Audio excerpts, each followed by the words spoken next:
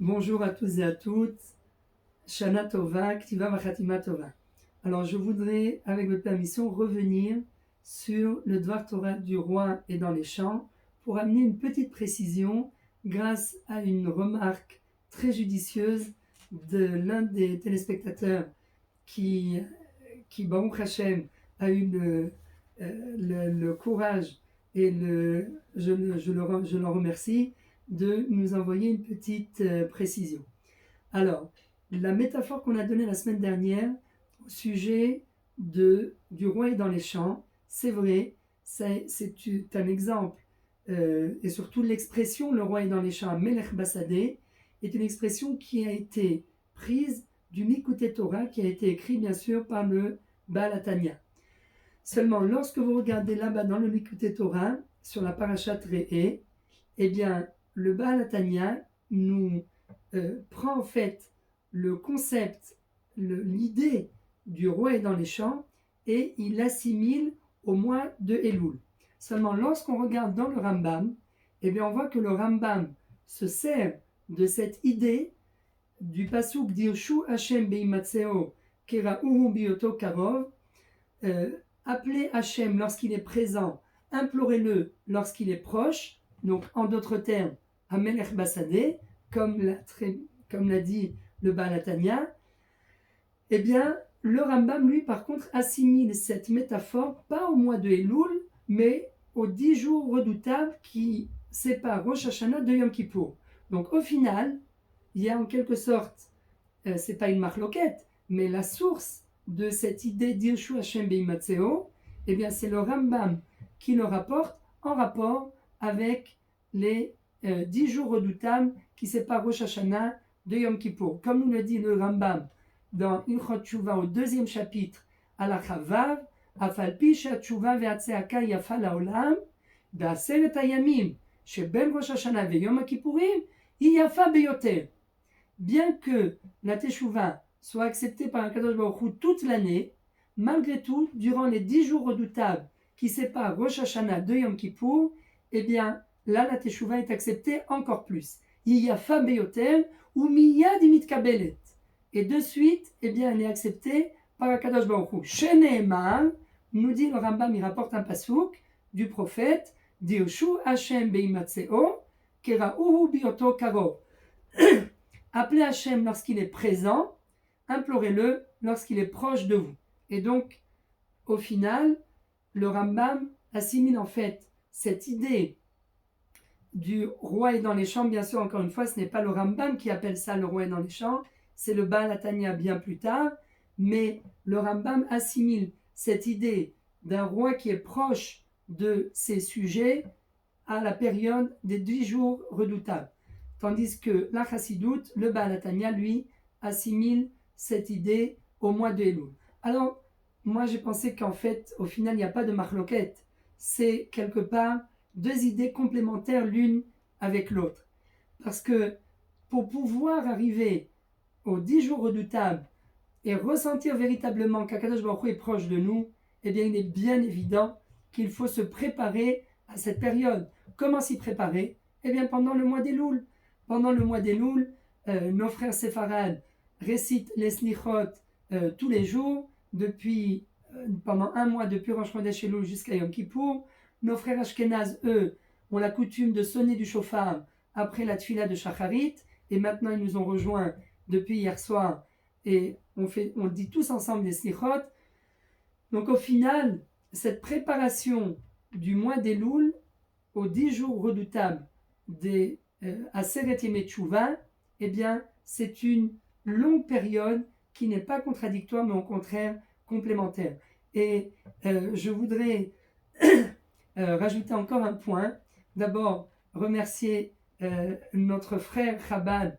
D'abord, à part ça, j'ai des frères Chabad, c'est vrai, mais ce frère Chabad qui a soulevé en fait la question, et dire que c'est le moment de le dire, que moi-même, eh bien, je suis venu au monde grâce à une bracha du Rabbi Lubavitch, puisque ma mère a elle-même étudié dans un séminaire Chabad à Bet Rivka ailleurs pendant de longues années lorsqu'elle est arrivée d'Afrique du Nord, et mon grand-père qui était le cuisinier de Bet Rivka pendant de longues années. D'ailleurs, au-dessus de la cuisine, il y a une grande photo de Monsieur Abitbol avec Madame Simone Veil, qui était venue à l'époque visiter le séminaire du Rav Gourevitch hier, Bet Rivka.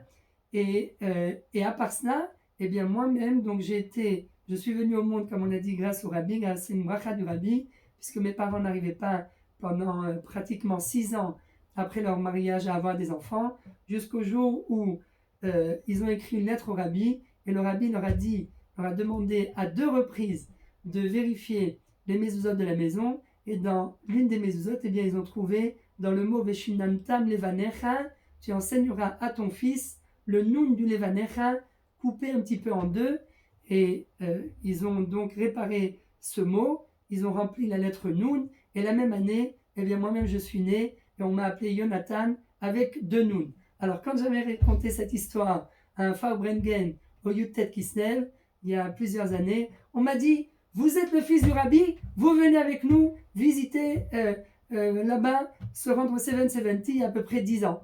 Alors bon, moi au début j'avais un peu peur, je me suis dit les États-Unis, je ne parle pas très très bien l'anglais. J'ai dit mais bon, je me lance quand même apparemment, et si le Rabbi eh bien, m'appelle, eh bien il me le montrera. Et voilà que j'arrive à l'aéroport, et comme par hasard, eh bien j'arrive juste avant d'entrer dans l'avion, une hôtesse de l'air qui me demande ma carte d'embarquement, elle m'échange ma carte d'embarquement avec une autre carte d'embarquement, et imaginez-vous que je me retrouve en première classe. J'ai jamais voyagé en première classe, dans un avion Delta Airlines.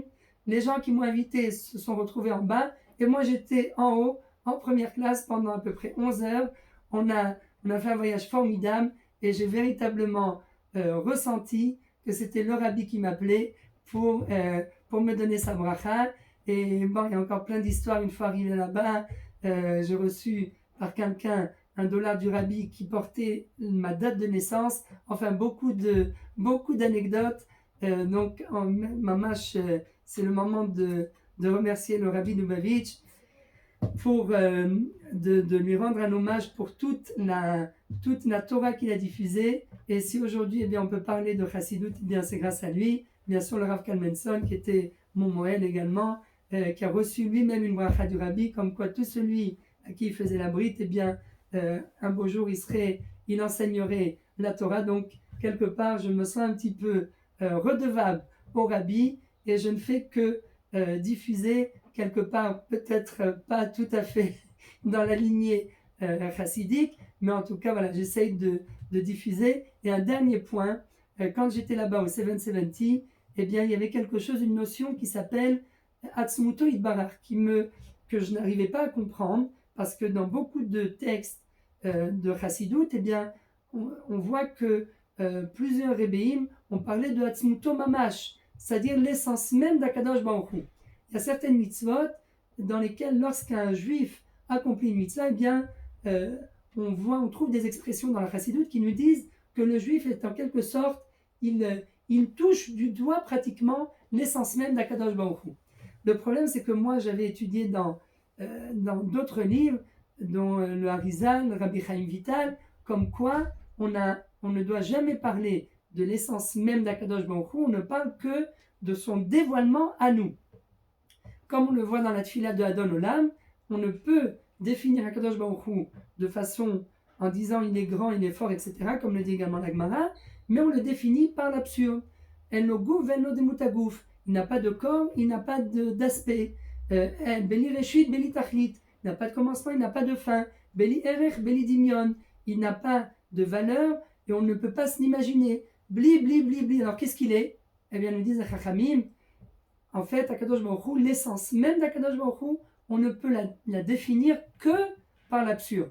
Et donc, lorsque j'ai vu dans les textes de la Chassidoute que il y a beaucoup d'expressions qui reviennent sur elles-mêmes, comme quoi, lorsqu'on accomplit telle ou telle mitzvah, eh bien, on se rattache à la Atzmut Mamash, l'essence même d'Akadosh Baruch Hu, eh bien, ça m'avait un petit peu interpellé. Et donc, c'est pour ça que lorsque je suis arrivé au 770, eh bien, la première question que j'ai posée à un Rav qui était là-bas, c'est cette question. Il m'a dit, oui, en effet, encore une fois, il n'y a pas de contradiction, tout est complémentaire, comme on l'a démontré ici, par rapport au Rambam et par rapport au Likutei Torah du Baal Atanya Zchuto Yagan Alenu, eh bien, c'est complémentaire. Et lorsque la Chassidoute parle de Atzmut Mamash, de l'essence même d'Akadosh Baruch Hu, eh bien, elle fait allusion à son dévoilement vis-à-vis de nous et non pas à son essence même, puisque l'essence même d'Akadosh Baruch Hu est infinie. Merci à vous pour votre attention. Merci à la personne qui nous a fait cette remarque. Et grâce à lui, voilà, on a gagné encore plus de Torah et encore plus de précision. Bezat Hashem shetizku, les katev, les chatem, les alta, les chaim tovim shalom, yachad im kol am Yisrael, shana tova u'mvorechet.